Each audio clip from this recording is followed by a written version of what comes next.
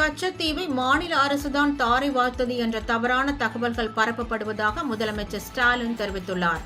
கச்சத்தீவை மீட்க வலியுறுத்தி தனி தீர்மானம் கொண்டு வந்து பேசிய முதலமைச்சர் ஸ்டாலின், தமிழகத்தைச் சேர்ந்த மீனவர்கள் இந்திய மீனவர்கள் என்பதை மத்திய அரசு அடிக்கடி மறந்துவிடுவதாக குற்றம் சாட்டினார்.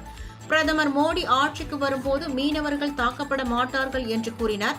இருப்பினும் தொடர்ந்து தாக்குதல் நடைபெற்று வருவதாகவும், இலங்கை செல்லும் பிரதமர் மோடி மீனவர் பிரச்சினைக்கு நிரந்தர தீர்வு காண நடவடிக்கை எடுக்க வேண்டும் என்றும், இலங்கை சிறையில் வாடும் மீனவர்களையும் படகுகளையும் பிரதமர் மோடி மீட்டுத் தர வேண்டும் என்றும் கூறினார். கச்சத்தீவை மாநில அரசுதான் தாரை வார்த்தது என்று தவறான தகவல்கள் பரப்பப்படுவதாகவும், இருப்பினும் அனைத்து கட்சி கூட்டம் அப்போதைய தமிழக அரசால் கூட்டப்பட்டது என்றார். இது தொடர்பாக நாடாளுமன்றத்திலும் திமுக தனது எதிர்ப்பை பதிவு செய்தது என்றும், கச்சத்தீவு ஒப்பந்தத்தை கடுமையாக எதிர்த்தவர் கருணாநிதி என்றும் கூறினார். மாண்புமிகு பேரவைத் தலைவர்களே, கச்சத்தீவு விவகாரத்தை பொறுத்த வரைக்கும் கச்சத்தீவை மாநில அரசு தான் இலங்கைக்கு அளித்தது என்பது போல ஒரு தவறான தகவலை பரப்பி அரசியல் செய்வது அரசியல் கட்சிகளுக்கு வழக்கமாகிவிட்டது. ஆனால் அரசியல் ஆதாயத்துக்காக கட்சிகள் செய்யும் அதே தவிர ஒன்றிய அரசு செய்வது வருந்தத்தக்கது, ஏற்க முடியாதது. கச்சத்தீவை பொறுத்த வரைக்கும் அந்த தீவை கொடுத்து ஒப்பந்தம் போட்ட போதே முதலமைச்சராக இருந்த கலைஞர் அவர்கள் கடுமையாக எதிர்த்தார்கள். தமிழ்நாட்டு மக்கள் அதை விரும்ப மாட்டாங்கன்னு எடுத்து சொல்லியிருக்கிறார். கச்சத்தீவு இலங்கைக்கு அளிக்கப்படக்கூடாதுன்னு அழுத்த நிறுத்தமாக வாதிட்டு இருக்கிறார்.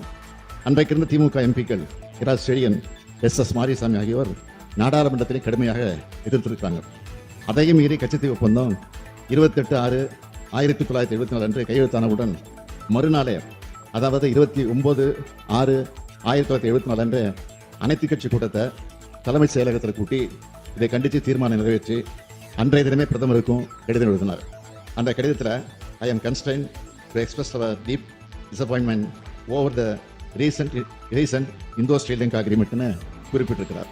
தமிழ்நாடு அரசின் தமிழ்நாட்டு மக்களின் எதிர்ப்பை பிரதமருக்கு தெரிவிச்சிருக்கிறத இங்கே நான் சுட்டிக்காட்ட விரும்புகிறேன்.